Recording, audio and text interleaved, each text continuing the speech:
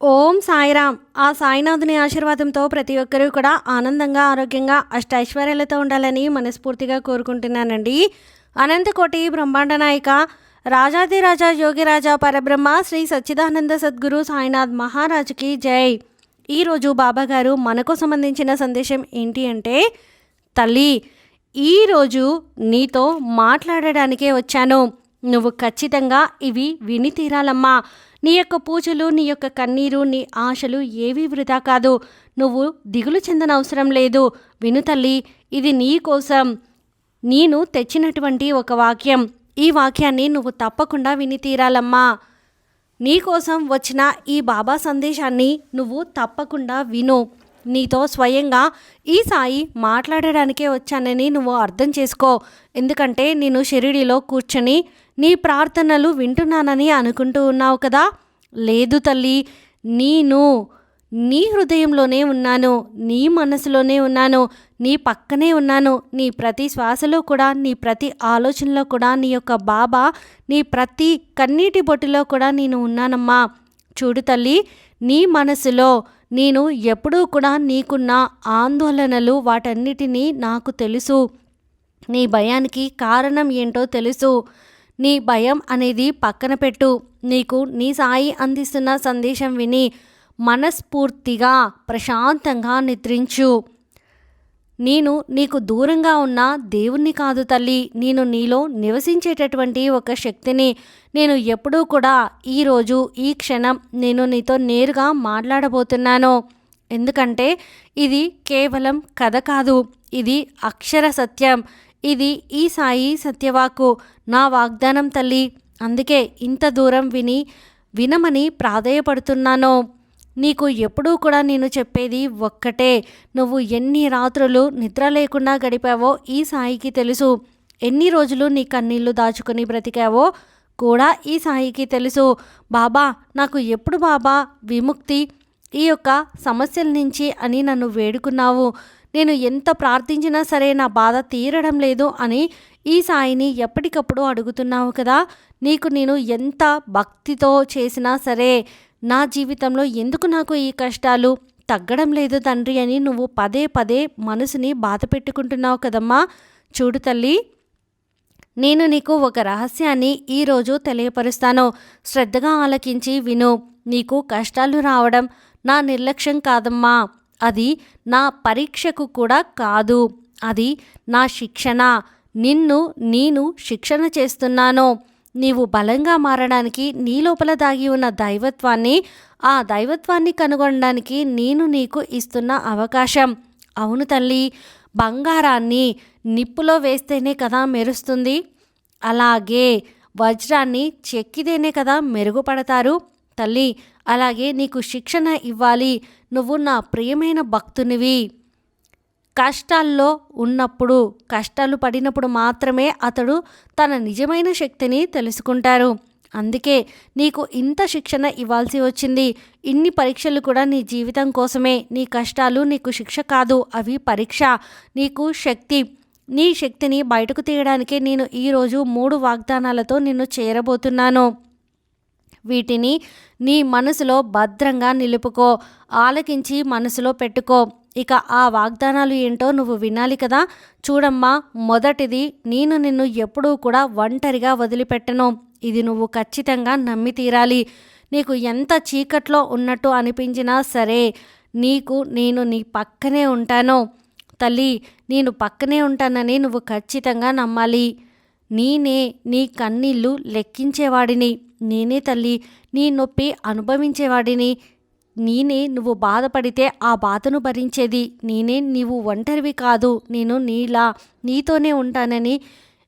ఇక రెండవ వాగ్దానం ఏంటో తెలుసా తల్లి, నీ భక్తి ఎప్పుడూ కూడా వృధా కాదు. నువ్వు నా మీద పెట్టుకున్న నమ్మకం వృధా కాదు. నువ్వు నా పేరు ఒక్కసారి పిలిచినా సరే అది నా చెవిలో పడుతుంది. సాయి అని పిలిచినా, బాబా అని పిలిచినా, తండ్రి అని పిలిచినా నేను పలుకుతాను. నువ్వు నా కోసం ఒక్క పువ్వు పెట్టినా సరే దాన్ని నేను ఆనందంగా స్వీకరిస్తాను. నీ జీవితంలో ఆనందంగా నందనవనం చేస్తాను. నువ్వు నా కోసం ఒక్క కన్నీరు బొట్టు కార్చినా నా హృదయాన్ని కదిలిస్తుందమ్మా. నీ ప్రతి ప్రార్థన నేను వింటున్నాను. నీ ప్రతి కోరిక నాకు తెలుస్తుంది.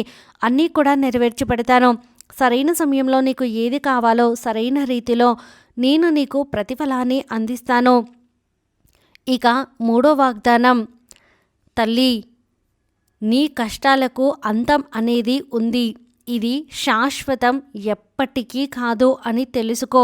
నీ రాత్రి ఎంత పొడవుగా ఉన్నా ఉదయం అనేది తప్పకుండా రావాల్సిందే కదా, వస్తుంది కూడా. నీ శీతాకాలం ఎంత కఠినంగా ఉన్నా ఖచ్చితంగా వసంత ఋతువు తప్పకుండా నిన్ను చేరుతుంది. అందుకే చెబుతున్నాను, ఈ యొక్క కష్టాలు శాశ్వతం కావు అని. నన్ను నమ్ము, నీకు మంచి రోజులు దగ్గరికి వచ్చేసాయి. నీ విజయం కూడా నీకు అతి సమీపంలో ఉంది తల్లి, అతి సమీపంలో ఉంది. నీ ఆనందం నీకు దక్కబోతుందమ్మా. అది నీకు దక్కేలా కూడా నేను చేస్తాను. ఇందులో ఎలాంటి అనుమానం లేదు. నువ్వు ఎలాంటి కంగారు పడాల్సిన పని కూడా లేదు. నీ ఆనందం నీకు దక్కించే బాధ్యత కూడా నాదే తల్లి. నేను నీకు కొన్ని జీవిత రహస్యాలు చెబుతున్నాను కదా, వీటిని నువ్వు గమనించి నువ్వు ఆలకించి ప్రయత్నించావంటే ఖచ్చితంగా నీ జీవితం మంచిగా ఉంటుంది. జీవితంలో 2 రకాల కష్టాలు ఉంటాయి. ఒకటి మనం మార్చగలిగేవి, ఇక 2 మనం మార్చలేనివి. మార్చగలిగే వాటిని మార్చడానికి ప్రయత్నం చేయాలి అమ్మా. ప్రయత్నం అయితే తప్పకుండా చేయాలి. మార్చలేని వాటిని స్వీకరించాల్సి ఉంటుంది. ఖచ్చితంగా నువ్వు కొన్ని మార్చలేని వాటిని స్వీకరించు. ఈ విభేదం నువ్వు తెలుసుకుంటే నీ జ్ఞానం పెరుగుతుంది. నీ యొక్క నమ్మకం నీ ప్రార్థనలకు సమాధానం చెబుతుంది. ఇది ఖచ్చితంగా నువ్వు తెలుసుకో తల్లి. నీ ప్రార్థనలకు సమాధానం ఎప్పుడూ కూడా నువ్వు అడిగిన విధంగా రాదు. కొన్నిసార్లు నువ్వు కోరిన దానికంటే మంచిది వస్తుంది తల్లి. మరికొన్నిసార్లు ఆలస్యంగా కూడా వస్తుంది. కానీ ఎప్పుడూ కూడా సరైన సమయంలోనే ఆ సమాధానం నిన్ను చేరుతుందని మాత్రం గుర్తుంచుకో. చూడమ్మా, నా సమయం పరిపూర్ణం, నా ప్రణాళిక పరిపూర్ణం. నీ యొక్క ఎన్ని కష్టాల్లో ఉన్నా నువ్వు నా భక్తి చేస్తున్నావు, నన్ను భక్తితో పూజిస్తున్నావు. అది నాకు తప్పకుండా గుర్తుంటుంది, నచ్చుతుంది. నువ్వు నా కోసం కార్చిన ప్రతి కన్నీరు కూడా నా హృదయాన్ని సైతం తాకుతుంది తల్లి. చూడమ్మా, కర్మ అనేది నీ పరిస్థితులను నిర్ణయించవు. నీ పరిస్థితులు అనేవి నీ స్పందన నీకు నిర్ణయిస్తుంది. గుర్తుపెట్టుకో, నీ స్పందన నిన్ను నిర్ణయిస్తుందని. కష్ట సమయంలో నువ్వు ఎలా ప్రవర్తిస్తావో అలాగే నీ నిజమైన స్వభావాన్ని కూడా తెలుపుతుందని గుర్తుంచుకో. అర్థం చేసుకో. అర్థమైంది కదా తల్లి? భయంతో కాదు, ధైర్యంతో స్పందించు. ధైర్యం చాలా ముఖ్యం. కోపంతో కాదు, ప్రేమతో స్పందించు. ఈ రెండిటికి చాలా తేడా ఉంది. ఇక నిరాశతో కాదు, ఎప్పుడూ కూడా నమ్మకంతో స్పందించు. దృష్టిని మరియు నీ జీవితాన్ని అవి తప్పకుండా మారుస్తాయి. నీ దృష్టి మారుతుంది, నీ జీవితం మారుతుంది. ఇక కృతజ్ఞత చెప్పుకోవాలి. కృతజ్ఞత నీకు లేనిదే అది వ్యర్థం. నీకు ఉన్నదానికి కృతజ్ఞతతో చెప్పాల్సిన అవసరం ఎంతైనా ఉంది తల్లి. ప్రతిరోజు నువ్వు నీ మనసుకి ఈ విషయాన్ని చెప్పుకోవాల్సి ఉంటుంది. నా జీవితంలో ఇన్ని మంచి విషయాలు ఉన్నాయి అని కృతజ్ఞత చెప్పుకో. నీకు ఇష్టదైవానికి చెప్పుకో, ఈ విశ్వానికి చెప్పుకో, భగవంతుడికి చెప్పుకో, ఈ ప్రకృతికి చెప్పుకో. ఈ ఆలోచన నీ దృష్టిని మార్చి నీ జీవితాన్నే మారుస్తుంది. నీ భక్తి నన్ను కదిలించింది తల్లి.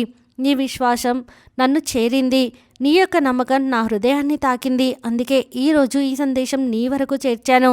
ఈరోజు నా ఆశీర్వాదం నీకు ప్రసాదిస్తున్నాను. నా ఆశీస్సులు నీకు ఎప్పుడూ ఉంటుందమ్మా. నేను నీకు ఇచ్చే మొదటి ఆశీర్వాదం ఏంటో తెలుసా? నీ ఇంటిలో శాంతిగా ఉండాలని, ప్రశాంతంగా ఉండాలని ఆశీర్వదిస్తున్నాను. నీ కుటుంబంలో సంబంధాలు ఉండాలి, మంచిగా ఉండాలని కోరుకుంటూ ఉన్నావు. నీ పిల్లల ఆరోగ్యం, ఆనందం, చదువు అన్నీ కూడా మంచిగా ఎదగాలని ప్రార్థిస్తున్నావు. ఇక రెండవ ఆశీర్వాదం ఏంటో తెలుసా? నీ ఆరోగ్యం. అలాగే నీ ఆరోగ్యం మెరుగుపడాలని, నీ శరీరం బలపడాలని ఆశీర్వదిస్తున్నాను తల్లి. ఇది నీకు, నీ కుటుంబానికి చాలా మేలు చేస్తుంది. ఇక నీలో ఉన్న ప్రతి రోగం కూడా, ప్రతి బాధ కూడా నేను తొలగిస్తున్నాను తల్లి. చూడమ్మా, ఈ తండ్రి అభయహస్తం నీ వైపు ఉంచాను. నీ శత్రువులను నాశనం చేస్తాను, నిన్ను కాపాడతాను. మరి మూడవ ఆశీర్వాదం వినమ్మా. నీ కోరికలన్నీ నెరవేరాలని, నీ కలలు సాకారం అవ్వాలని ఆశీర్వదిస్తున్నాను. వాటికి అడ్డుపడే ప్రతి ఒక్కరిని కూడా నేను అడ్డు తొలగిస్తాను తల్లి. నువ్వు కష్టపడి పని చేస్తే నేను నీకు సత్ఫలితాలను ప్రసాదిస్తాను. నువ్వు నాపై నమ్మకం ఉంచితే నేను నీకు మార్గాన్ని చూపుతాను. ఈ తండ్రి ఇచ్చే మరో ఆశీర్వాదం ఏంటో తెలుసా? తల్లి, నీ జీవితంలో కష్టాలు వచ్చినప్పుడు నువ్వు వాటిని ఎదుర్కొనే శక్తితో ఉండాలని వాటిని ఆశీర్వదిస్తూ నేను ఉన్నానమ్మా. నీ హృదయంలో ధైర్యం, నీ మనసులో స్పష్టత, నీ ఆత్మలో శాంతి ఉండాలని నేను ఆశీర్వదిస్తున్నాను. తల్లి, ఇప్పుడు నేను వెళ్ళాలి, కానీ గుర్తుపెట్టుకో, ఈ విషయాన్ని నేను ఎప్పుడూ కూడా నీకు దూరంగా లేను అన్న విషయాన్ని, నీకు దూరంగా ఉండను అన్న విషయాన్ని, నువ్వు నా పేరు పిలిచినప్పుడు, బాబా అని పలకరించినప్పుడు నేను వస్తాను నీ ముందుకు అని, నువ్వు నా నామస్మరణ చేసినప్పుడల్లా నేను నీ పక్కనే ఉంటానని, నీ దగ్గరలోనే ఉంటానని, నీలోనే ఉంటానని, నువ్వు కష్టాల్లో ఉన్నప్పుడల్లా నేను నిన్ను రక్షించుకుంటూ ఉంటాను. ఈరోజు నీకు చెప్పవలసిన చివరి మాట ఒకటి మిగిలిపోయిందమ్మా, శ్రద్ధగా ఆలోచించు. అదేంటో తెలుసా? ప్రతిరోజు లేచినప్పుడు అద్దం ముందుకి వెళ్ళు, నిన్ను నువ్వు చూసుకో, ఈ మాటలు చెప్పుకో. నేను బాబా బిడ్డను, నేను సాయి బిడ్డను, బలవంతుణ్ణి, బాబా శక్తి అంతా నాకు అప్పగించారు, నేను నిర్భయుణ్ణి, నా లోపల దైవత్వం ఉంది, నేను ఏదైనా సాధిస్తాను. రాత్రి పడుకునే ముందు ఈ యొక్క మాటని నీ గుండెలపై చెయ్యి వేసుకునే మాటలు చెప్పుకో. ఈరోజు నీ తప్పులన్నీ కూడా క్షమిస్తాను, నిన్ను క్షమించి రేపు నా మార్గాన్ని చేరుకునేలా చేస్తాను. నీ జీవితంలో నీ చిత్తం జరుగుతుంది. సాయి అనేటటువంటి నామస్మరణ 108 సార్లు చేయి తల్లి, అది నీకు శ్రీరామ రక్షలా కాపాడుతుంది. చూడమ్మా, నా అభయహస్తమే నీకు రక్షణ కవచనం, నా చూపే నీకు కరుణా కటాక్షం, నా చల్లని కంటి చూపే నీకు సంగీతం అవుతుంది. చూడమ్మా, నా విభూది నీకు శుద్ధి కాగలదు. నీకు వెలుగుతున్న ఆ దుని నీ సర్వ రోగాలను తొలగిస్తుంది. అన్నిటికీ పరిష్కారం ఆ దునివేడి. ఈ బాబాపై నమ్మకం ఉంచు, భయపడవద్దు, అలాగే బెంగపడవద్దు. నీ ప్రయాణాన్ని కొనసాగించు తల్లి. నీ ప్రయాణాన్ని కొనసాగించి నీ మంచి రోజులు నీ ముందే ఉన్నాయని తెలుసుకో. నువ్వు ఎప్పుడూ కూడా నీ విజయం సమీపంలోనే ఉంది అని గుర్తించు. ఆనందం నీ దగ్గరికి రాబోతుంది. ఇక మీద ధైర్యంగా ఉండు. నీ చింతన లేకుండా ఈ తండ్రిపై విశ్వాసంతో ఉండు. నీకు అంతా కూడా మంచి జరుగుతుంది అని బాబాగారు అయితే అంటున్నారండి. ఈ వీడియో మీకు నచ్చితే ప్లీజ్ లైక్ చేయండి. మరికొంతమంది సాయి భక్తులకు వీడియోని షేర్ చేయండి. ఫస్ట్ టైం ఛానల్ని చూస్తున్న వారు సబ్స్క్రైబ్ చేసుకుని పక్కనే ఉన్నటువంటి బెల్ ఐకాన్ని క్లిక్ చేయండి. సర్వే జనా సుఖినో భవంతు. ఓం సాయిరామ్.